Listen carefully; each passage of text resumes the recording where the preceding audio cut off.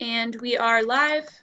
Hear ye, hear ye, hear ye. All persons having anything to do before the Honorable, the Justices of the Massachusetts Appeals Court, now sitting at diverse locations within and for the Commonwealth.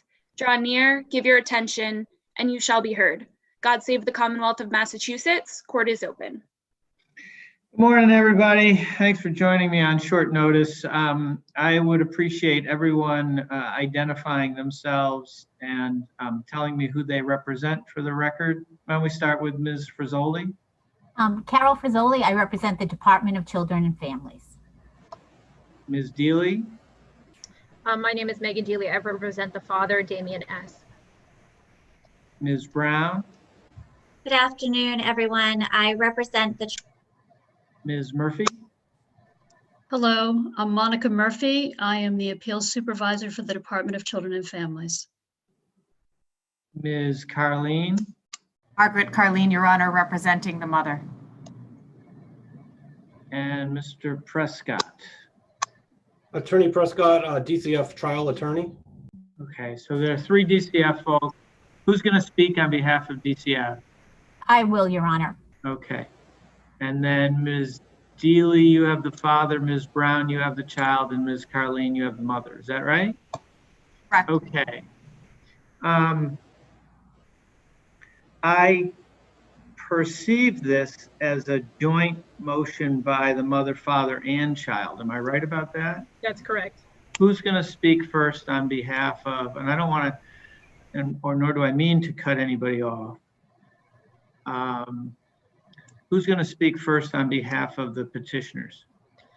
Your Honor, with your permission, I can speak on behalf of all of the petitioners, unless you have specific questions for Attorney Brown or Attorney Carleen.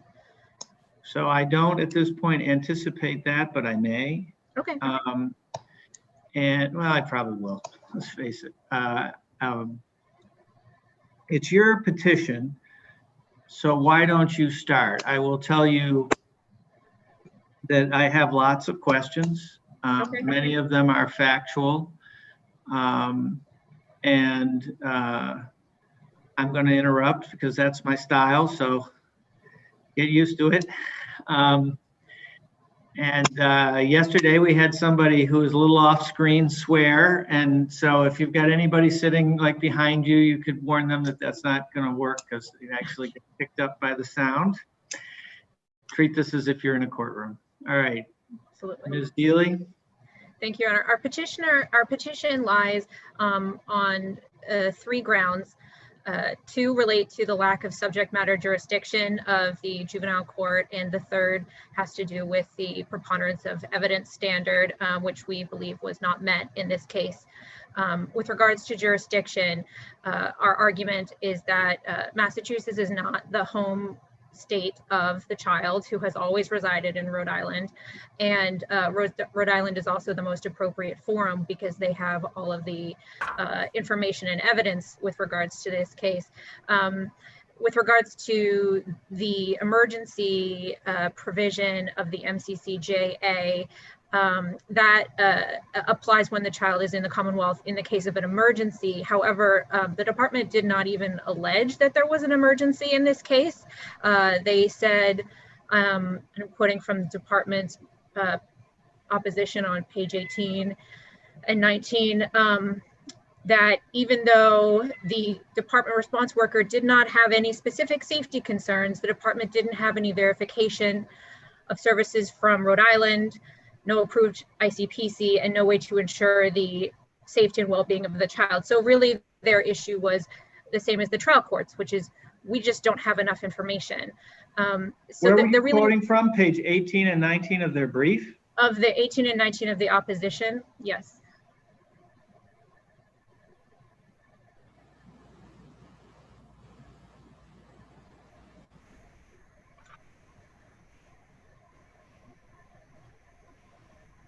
Right. You said there were two jurisdictional issues?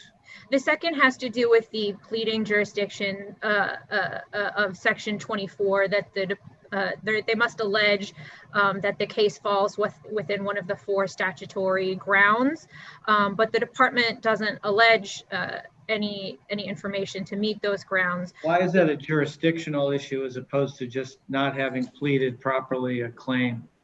Because I think it's care and protection of Lillian sets out and states that it is a jurisdictional issue. It is a matter of subject matter jurisdiction. How can that be? What case says that? Care and protection. Yeah, of what's the Lillian. site? Yep, 1 minute.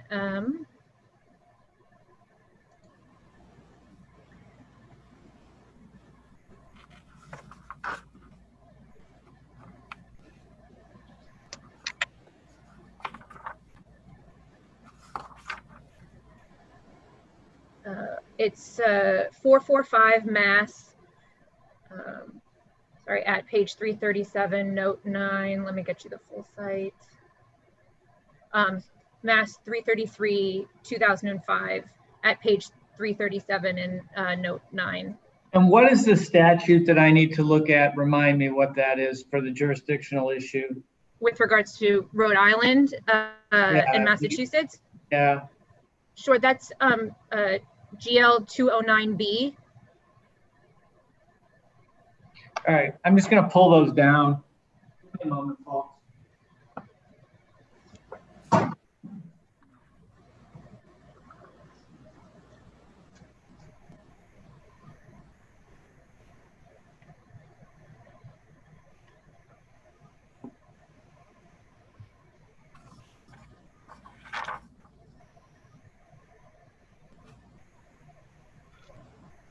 Okay, 445.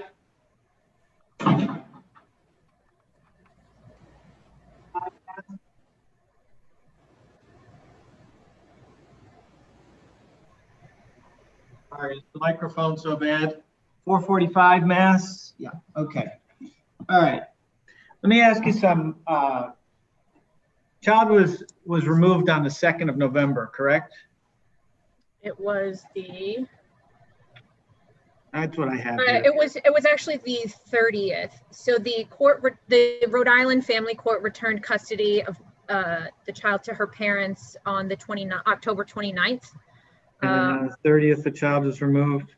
Yeah, by the department. On the 2nd, the petition was filed because the department removed it as a supposed emergency removal. Right.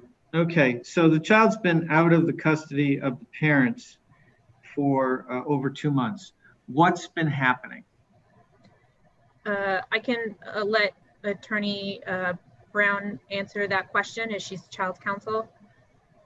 Yes, Your Honor, the child is remaining with maternal grandmother and maternal great grandmother in the state of Rhode Island and Pawtucket in her home. They were trying to get her into daycare. The department and relatives couldn't agree to a daycare.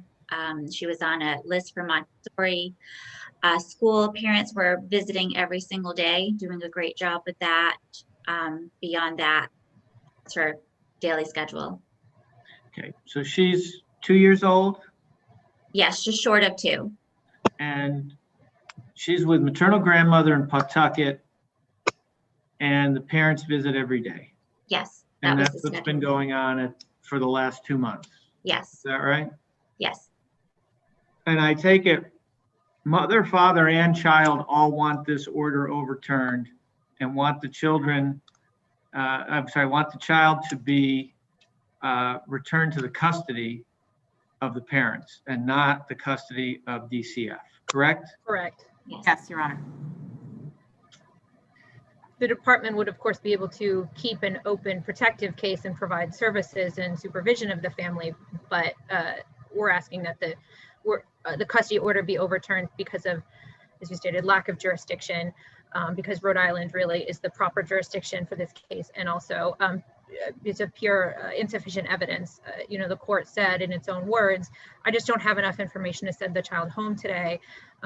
Per care and protection of Aaron, the burden never rests on the parents to prove that they're fit. The burden is always on the department to show that the parents are unfit, although the standard at this hearing is immediate risk of serious abuse or neglect such that removal is necessary to protect the child from same. And the court just said, we just don't have enough information. Well, that's unfortunately, that's not enough. The court has to have evidence in front of it showing that the child is at. Where does that standard come from? That's a statutory standard. Immediate risk of serious abuse and neglect. Where's that from? Sure, it's both. I mean, it's section 21, chapter 119, section 24, but it's also care and protection of Robert. Okay. And it's a due process constitutional requirement.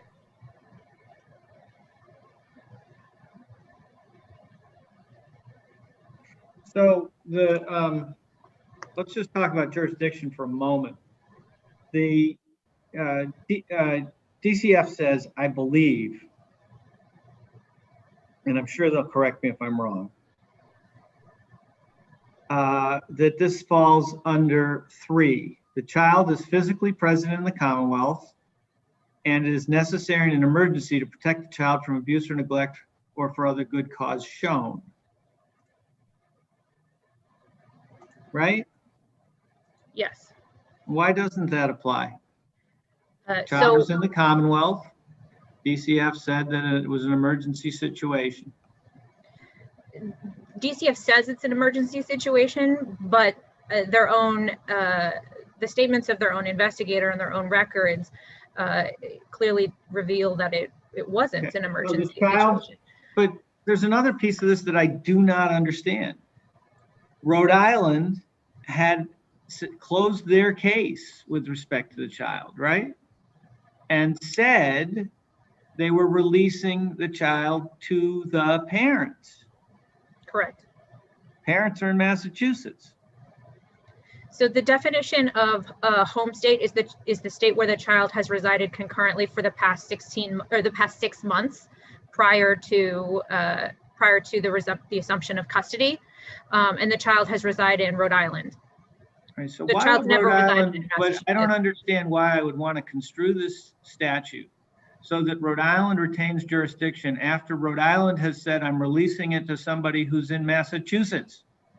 Well, the statute states that the home state jurisdiction exists where the child's home state is with the state that is the child's home state, and that is Rhode Island, regardless of whether the parents live in Rhode Island. Do we have that I have to say, that does not make sense to me. That does not make sense as a way to read the statute, and I'm going to spend some time with it. But you know, one of the first rule of statutory construction: do not construe a statute so as to render it stupid. And if Rhode Island has said we're giving this child to Massachusetts, construing it so that Rhode Island retains jurisdiction, I think comes perilously close to violating the first rule. But I'm not sure how to do this, because I understand your argument that there's no emergency and so it doesn't fall under 3. And yet it feels to me like once Rhode Island has said he's yours and the parents live in Massachusetts, that Massachusetts has jurisdiction. I'll have to think on that a little bit. If I could just add that because it's a matter of subject matter jurisdiction, the Rhode Island court cannot grant home state jurisdiction to Massachusetts. While not suggesting that they can. You're absolutely right about that. The Rhode Island court could, if consulted, could decline to exercise its jurisdiction, but that never happened. Right, and, no, I understand a all return that. of yeah. I don't think this turns counsel on what Rhode Island did or didn't do, except with the fact that everybody agrees that Rhode Island has released the child to the parents. Everybody agrees on 2 facts. 1, Rhode Island released the child to the parents. 2, the parents live in Massachusetts, right? Correct. Do we have a copy of the judge's order in Rhode Island? No. So that's all sort of word of mouth. Is that right? Right. It's uncontested, but yes. It's uncontested that the judge said something to the effect of jurisdiction. I'm releasing the child to the parents. He said that according to the record, the judge said that he felt the parents had done everything that they needed to do, and returned custody and closed the case. Returned Now, the custody. parents were entitled to take the child back to their home in Massachusetts. And the moment they do that, doesn't Massachusetts get jurisdiction? No. Only if Is there's it an the emergency. Commonwealth, the home state of the child on the commencement of the custody proceeding, if the child is with his parents in Massachusetts? No, Your Honor, it would be, oh, if there was an emergency, then they might Forget have the custody under emergency. Section 3. I'm on Section 2A1. The home, it still goes by the home state, which is the 6 months prior to the child's to the initiation of the proceeding, which is whichever state. And the child even was still living in Rhode Island. The child was still spending nights in Rhode Island. Okay, so I'm living in Massachusetts with my 2-year-old. Okay, we're doing great, but we decide to move to Georgia. In Georgia, I don't treat my child very well. 2 days after I land in Georgia, I don't treat my child very well. The Georgia DCF has no jurisdiction. Assuming that Only Massachusetts does. Assuming that, no, they would have jurisdiction to take temporary custody for the court to make a temporary order under Section 3, assuming you're applying the UCCJA or because it's an emergency. But what if it's not an emergency? Georgia can't do anything about it? They can't initiate a proceeding? They can call Massachusetts and ask Massachusetts if they will if they want to exercise jurisdiction or decline to exercise jurisdiction. And they may say, under the circumstances, he no longer lives in Massachusetts. The family doesn't have any connections to us anymore. We don't want the case. Where's the definition of home state? Is it defined in Section 1? I believe it is in Section 1.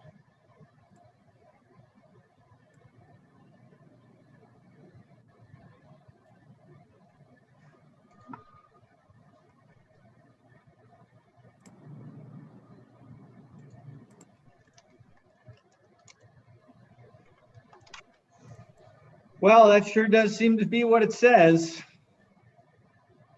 All right, I have to think about that. I'll be hearing from DCF soon enough, I think. Okay.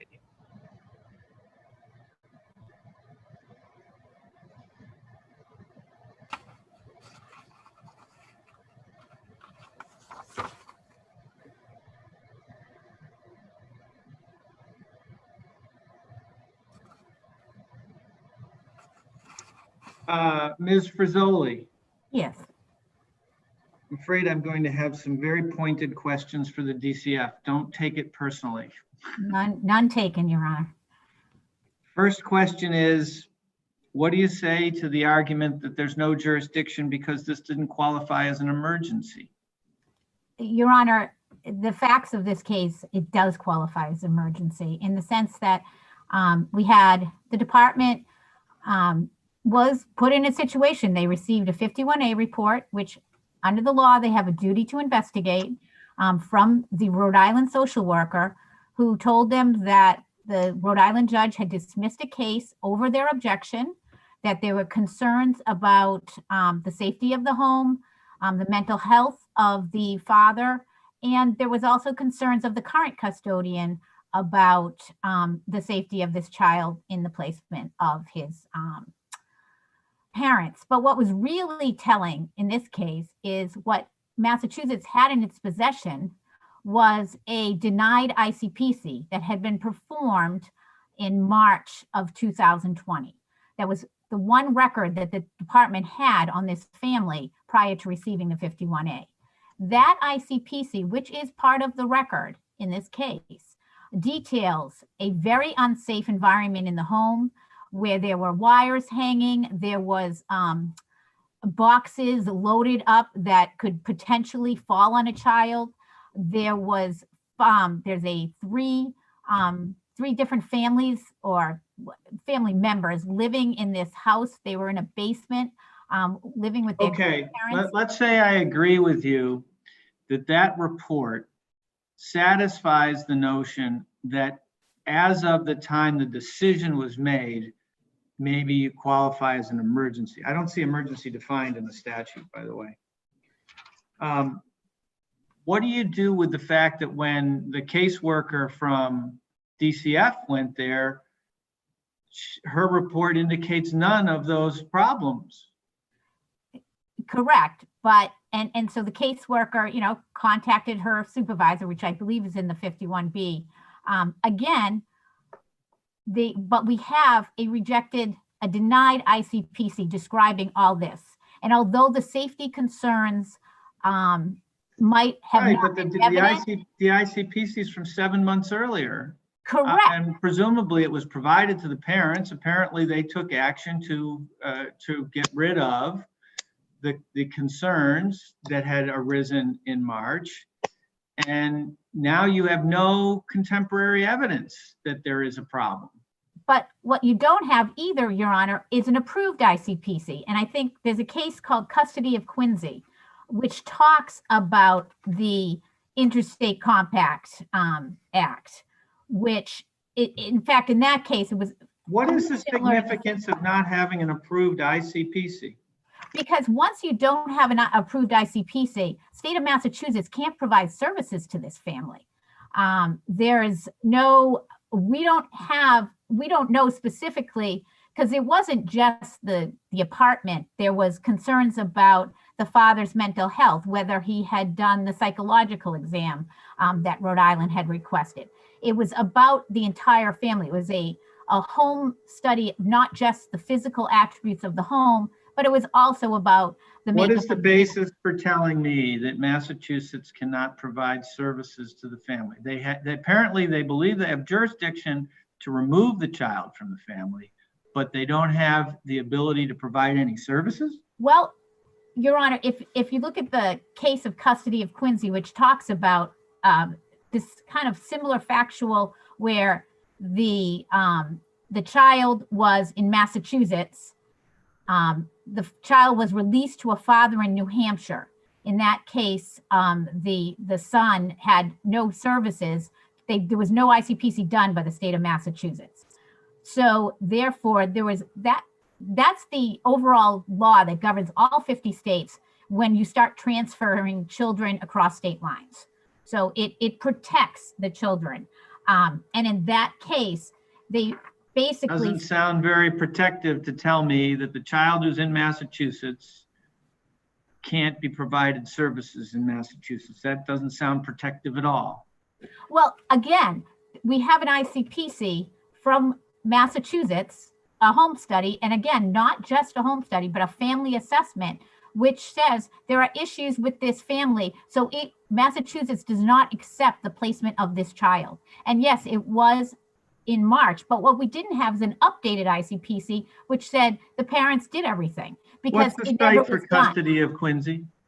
Sure. Custody of Quincy is 29 Mass Appellate Court 981. All right, you're going to have to give me a moment. I'm going to read it.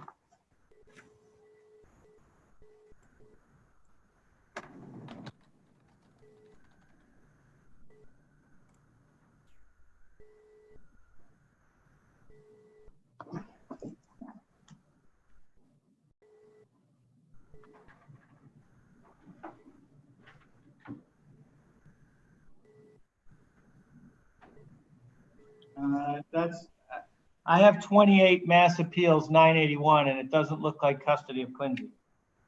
It's 29 Mass Appellate Court. I'm sorry, Your Honor. Did I speak wrong? I may have written it down wrong.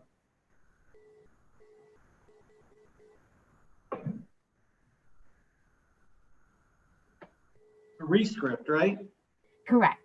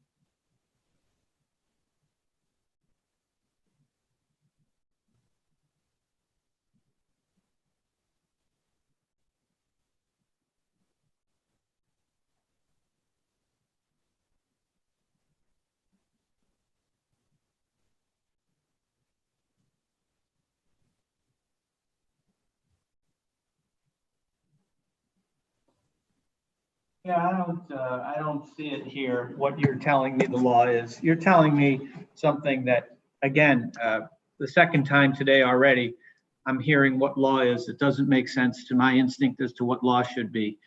So I'll pay attention to that. But, you know, the notion that Rhode Island says it's time to release this to the parents. Parents live in Massachusetts. The child goes to Massachusetts. The notion that Massachusetts can reject that or somehow say we're not going to provide services because the ICPC tells us that that's the right result,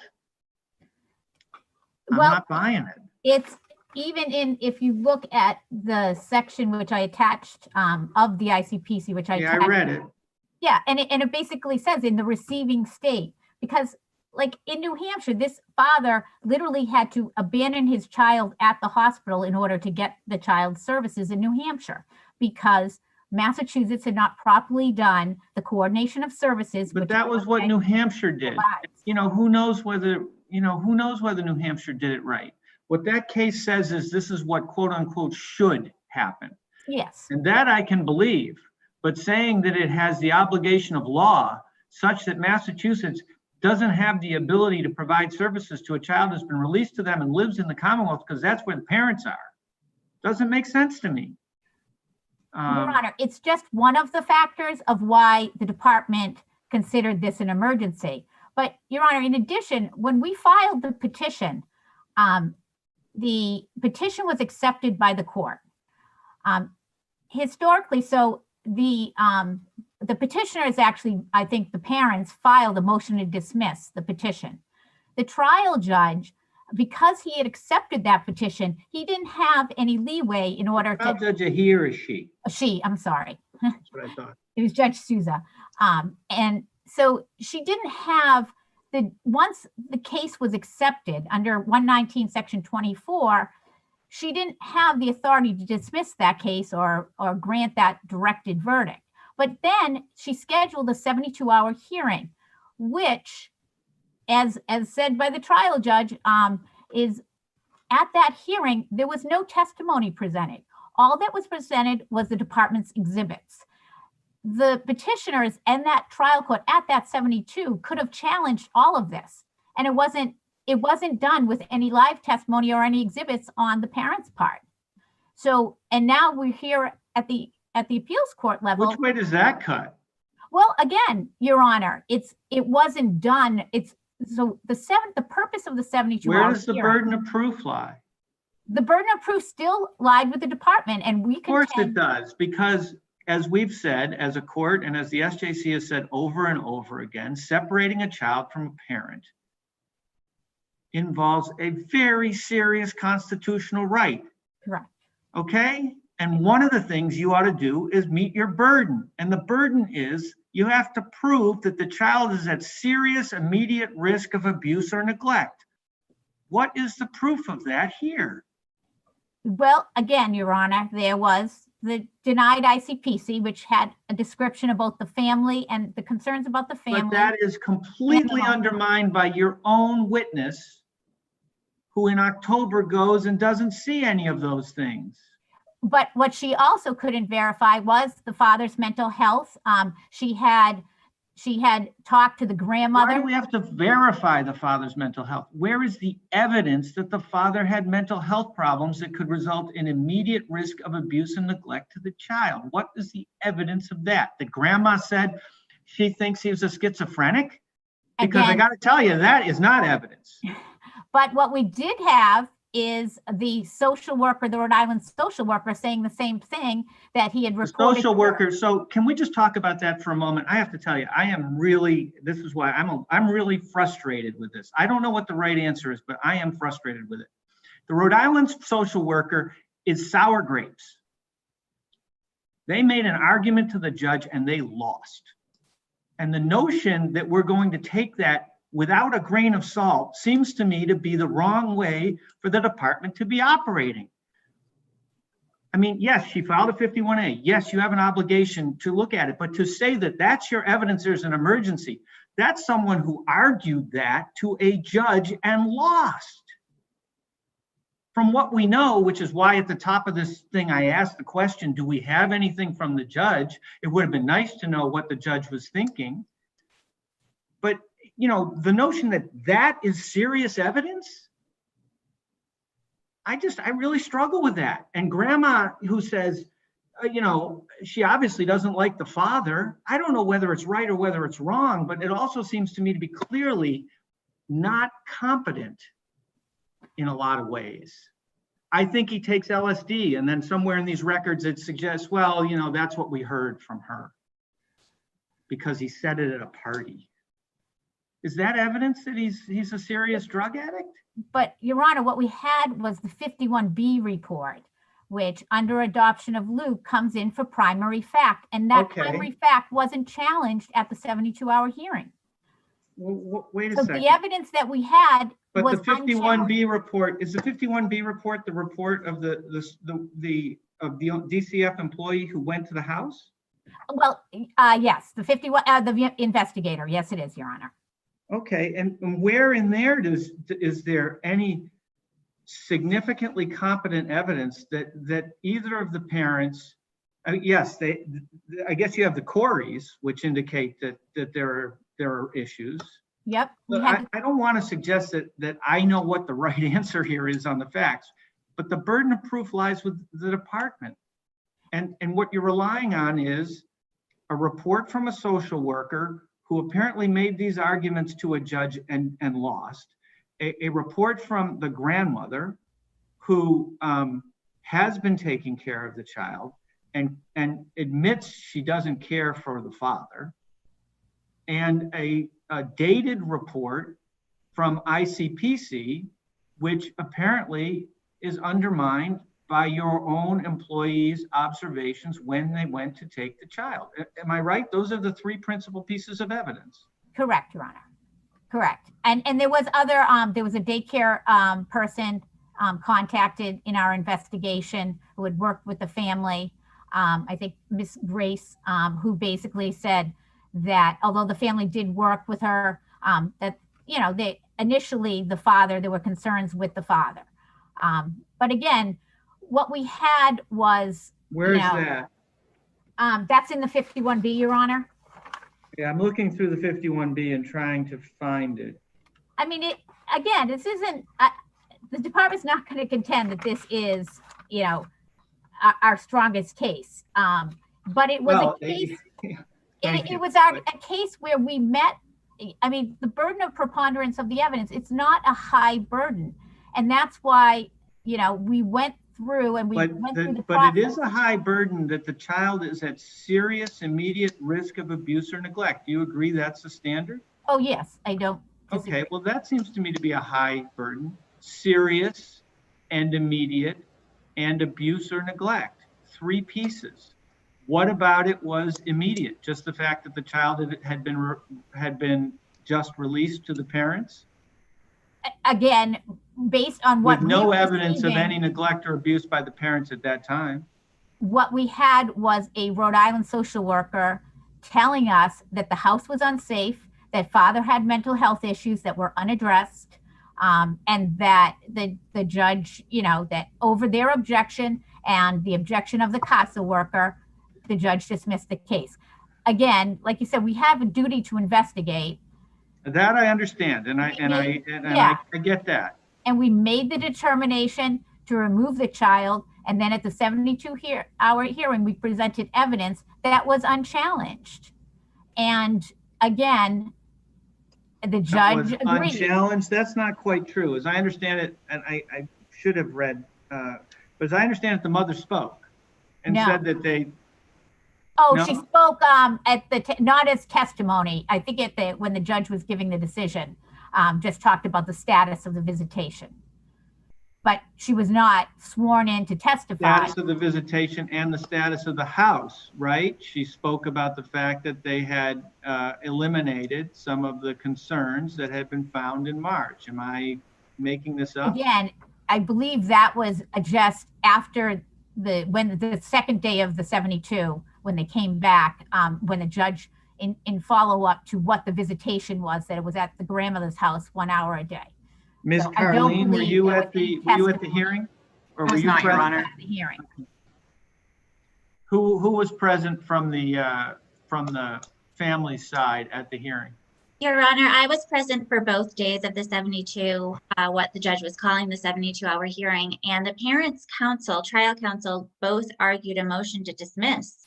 So to say they didn't say anything in opposition to all of this is just not true.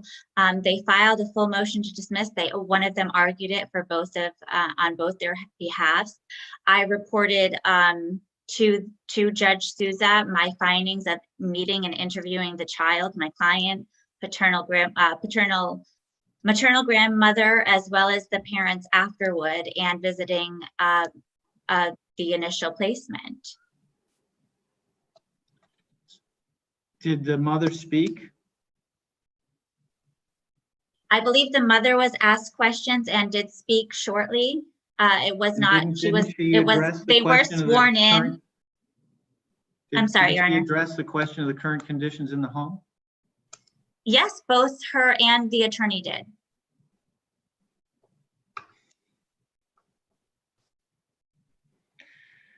One of the things that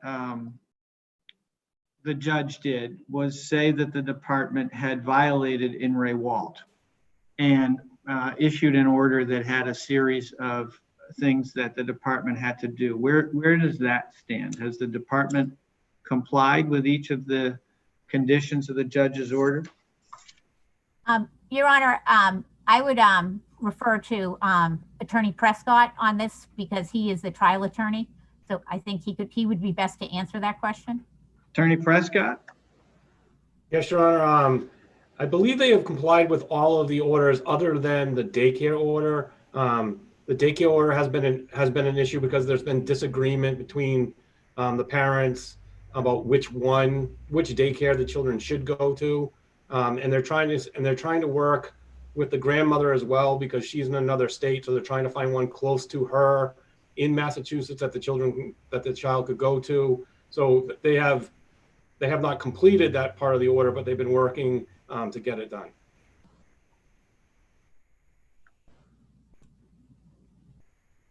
So has the department obtained copies of the parents' Rhode Island DCYF records? As indicated when she made that order the second day, we have made attempts to get them. We've had no cooperation from DCYF at all. Unfortunately, obviously, I don't have subpoena power over Rhode Island, so any subpoena I sent will not. Has anyone tried to get the judge's order or anything that the judge said in releasing the child to the parents? It would seem to me that folks on the family side of things want to have done that. And I'm not trying to shift the burden of proof here, but it could be relevant. The department shall submit a referral and implement parent aid services. That's happened. Yes, Your Honor, that referral has been made. And have parent aid services begun? Yes, Your Honor, and I believe they're even trying to incorporate them into the visits.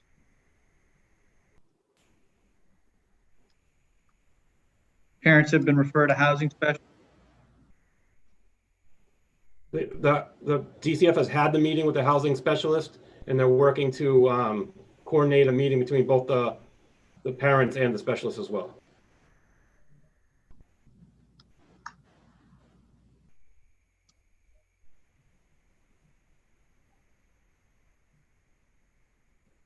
And I take it at the top, someone advised me that the parents are visiting with the child daily in accordance with FOC. All right.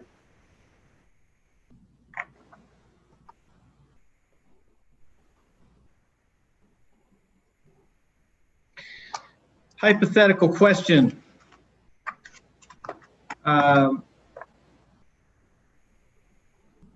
If I vacated the judge's order, what would happen, Ms. Frizzoli? The case would have to go back to the trial court, and the parents would be afforded another 72-hour hearing.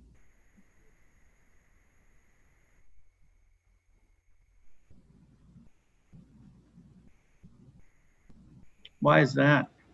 If I vacate her order, then there's no order that says the children shouldn't be with the parents. But under Why would they get? I'm sorry, Your Honor, under 119, section 24, it's like a separation of powers issue. Once the petition had been accepted by the trial court, the case really can't get resolved short of trial. There are other remedies the judge could have done. I mean, the judge could have himself, awarded custody or awarded. All right, that's chapter 119, section 24. Correct. Now you're going to have to point out the language to me. Hang on.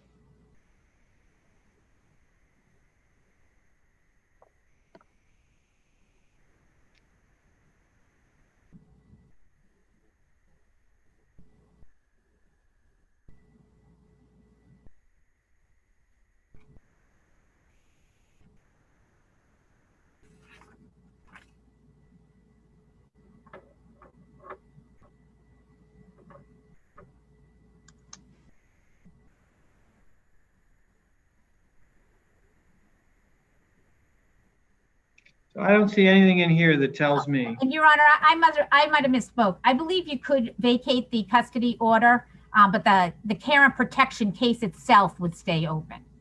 Sure. So yes, you could, because he had other options, you could either send it back for a 72 or altogether revert the custody order. All right, that's the way I read this. Ms. Deely, if I vacated the judge's order, what would happen? Well, I think potentially two things. One, it would return to the trial court, to the juvenile court.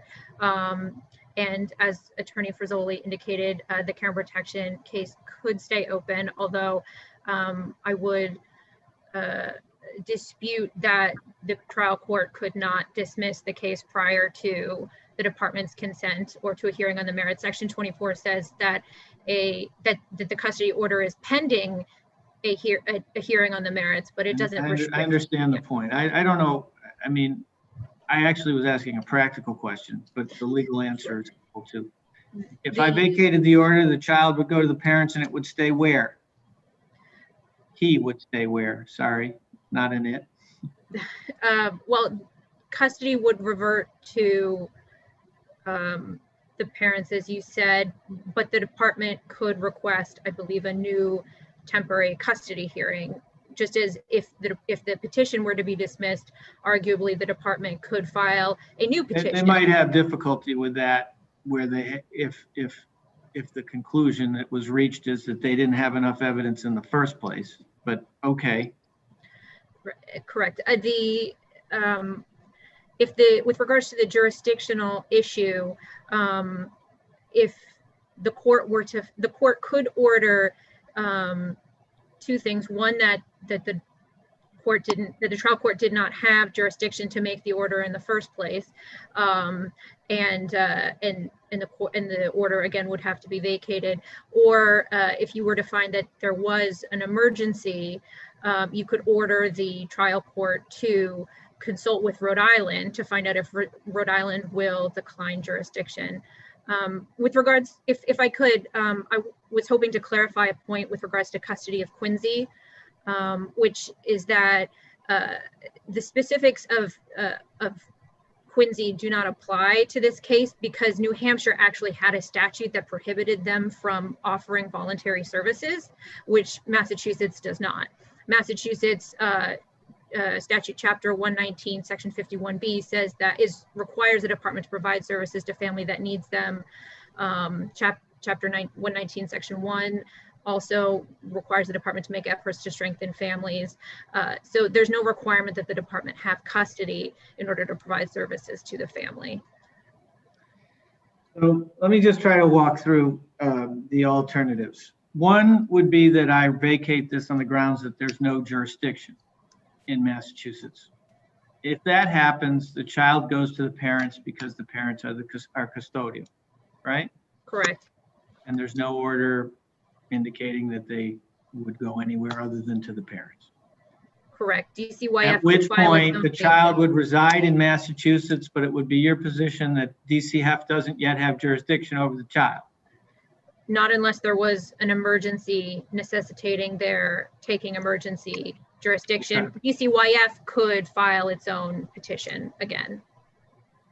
I could vacate it on the grounds that there was insufficient evidence to meet the standard of Chapter 119, Section 24. I think that what plays out is exactly the same set of, I would, in that case, would probably decide that there was jurisdiction, although I could skip that to say, I think I'd have to address it. At which point, Massachusetts could go back in, but they'd have an issue because they'd have to show that they had some facts that were different than what I said weren't good enough. Or I could affirm what the judge did, in which case child stays with maternal grandmother for the next 14 days. And then what happens on January 20th, 13 days, when you go back before Judge Souza? Most likely the court will continue the custody order with the department pending trial, which could be months or years from now, unless the department consents to the dismissal or to a return of custody. Have you guys been talking? No, Your Honor, we didn't. We haven't. We received this appeal, you know, I think it was on Christmas Eve. So we haven't, you know, our office has been focused, but I do know that I can speak that this case, we've had numerous discussions with the field and they are looking at this very seriously. And I believe because the parents are cooperating, I mean, I can't represent that a transition plan is existing, but I do think there's discussion about having a transition plan to get this child placed back. Okay, well, you guys can tell, look, I did not want to wait any longer. The child has been removed from the parents since the child was born, and it's now over 2 months since the removal occurred in Massachusetts. I did not think it was appropriate or fair to delay proceedings any longer. I'm going to have to rule. I think I understand the issues, but honestly, there's some pretty complicated stuff here. The jurisdictional question goes against my instincts, but I do understand the position that Ms. Deely is putting forward based on the language of the statute. And maybe my instincts are wrong. You know, anytime that you ask a judge to be put in the position of overturning a lower court judge whose expertise is in this area, you know, that's a tough call. I'm going to dig into this, take it under advisement, and I will not issue an order for at least 24 hours. I suggest that you guys try to figure it out, because it does seem to me to be the kind of thing that good lawyers can find an answer to under the circumstances. All right. Thanks, folks. Thank you. Anything else? Thank you, Your Honor. Anybody else want to, anything that I've missed that I need to be advised about? Ms. Deely? I will just note that the trial court did indicate that if there hadn't been a reunification by the next court date, that she might reopen the evidence, although I imagine that position has changed since the petition has been filed. There was an indication that she wanted to move things along, but I don't know how that is going to be affected at this point. I understand that point. Well, I'm not going to prejudge anything, so I understand the point. Anything else? I just clarify that if you were to vacate the custody order, custody would revert to the parents. The care and protection case would still be open, but the parents would have custody unless you determine that there was no subject matter jurisdiction, in which case the care and protection would close, would be dismissed. Right. Agreed. Ms. Frizzoli. Yes, just if Your Honor does decide to change the custody order, keeping the care and protection open is a benefit to this family, because there are services that we have, implemented based on that reasonable effort order, such as the parent aid, such as trying to coordinate the daycare, trying to, get the meeting scheduled with a housing specialist.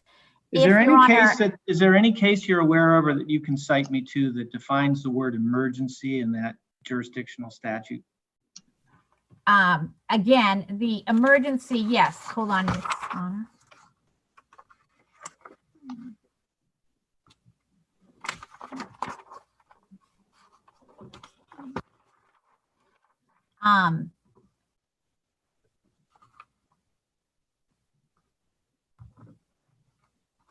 I believe it's contained in my brief. McDougall versus Akers talks about the child custody, the jurisdiction question.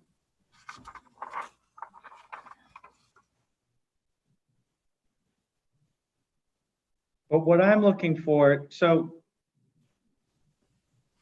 the way that... I'm sorry, and custody of Yvette, I-V-E-T-T-E. Is probably the best. Y-V-E-T-T-E? I'm sorry, I-V-E-T-T-E. Adoption. What's the site? Adoption of Yvette. Hold on a sec. And this is going to address what is an emergency for purposes. It defines, it has the best description of what an emergency, what constitutes an emergency for removal purposes. Okay. It's 71 Mass Appellate Court 327. Okay. Anything else you want to make sure I know? No, Your Honor, I would Where I go rest off on our brief. Do my best. All right. Thank you, everybody. Thank you, Your Honor. It's under advisement.